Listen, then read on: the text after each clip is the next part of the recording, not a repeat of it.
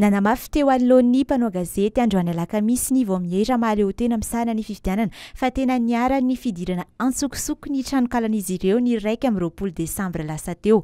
Fanafiana avy any ivelany no niseho raha ny fanazavany Alberto Ranaivo Mandimby talen'ny sampana informatika eo anivon'ity vao mihera ity ary olona matianina no nanao izany hoy izy.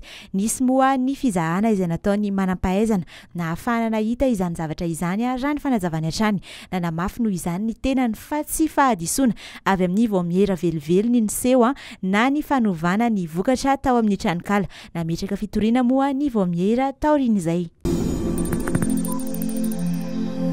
Feno ny fepetraka lasa tempête tropicale na rivo-doza ilay andro ratsy tao amin'ny ranomasimbe indiana ary nahazo ny anarana hoe Dikeledi ho malalarby alina.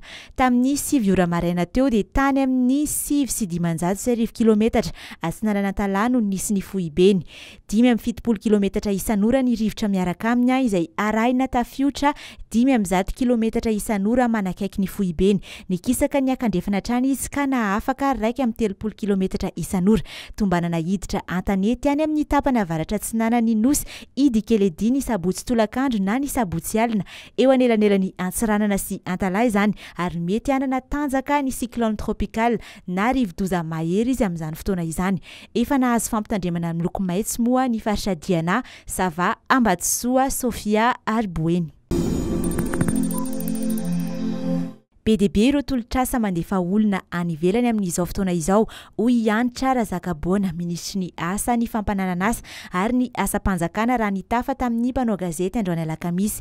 Mila mitandrina hatrany anefa amin'izy ireny hoy ny ministra ary manentana ny olona tsy hijery afa-tsy ireo tolotrasa izay mivoaka ao amin'ny tambazotra ny ministera izy. Aleo manatona ny ministera manontany hatrany rehefa mahita tolotrasa toy ireny ary manontany raha tena maripototra tokoa izy ireny hoy hatrany ny ministra. Satria tsy maintsy mandalo ary tomboana eo anivon'ny ministera avokoa ireo tolotrasa mandeha any ivelany rehetra vao afaka manatanteraka fandraisana piasa na recrutement izy ireo. Manamarika ny ministera fa mbola voarara eto Madagasikara ny agence d'emploi privé.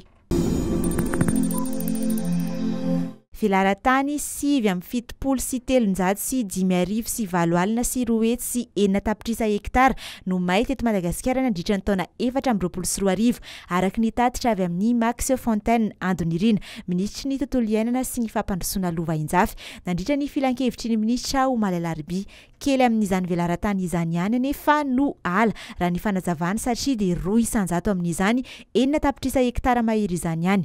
Bozaka sy kijana kosa ny 7,100 hoy hatrany izy.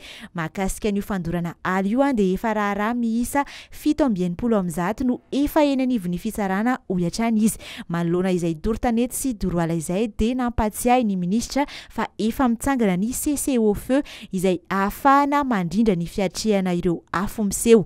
Manana fikasana ny ampiasa fitaovana moderna toy ny fiaramanidina manondraka rano na Canadair ihany koa ny ministera. Tsy ampy ihany koa ny famokarana herinaratra ao Fianaratsoa araky ny fanambarana nataon'ny Jirama androany alakamisy dia miroso amin'ny fahatapahan-jiro mifandimby koa ny Jirama ao Fianaratsoa raha ny fanazavana nomen'izy ireo dia noho ny ahitany mitranga amin'izao fotoana izao sy ny tsy fahatomombana ny vondrom-piariana herinaratra no mahatonga ny vokatra nidina. Noho izany dia miena ny vokatra tsinjaraina avy amin'ireo tompam-pamokarana fototra ny famatsian-jiro ao amin'ny tambazotra iraisan'ny Fianaratsoa manomboka amin'ny 9:30 hatramin'ny 7:30 alina ny fahatapahana mifandimby.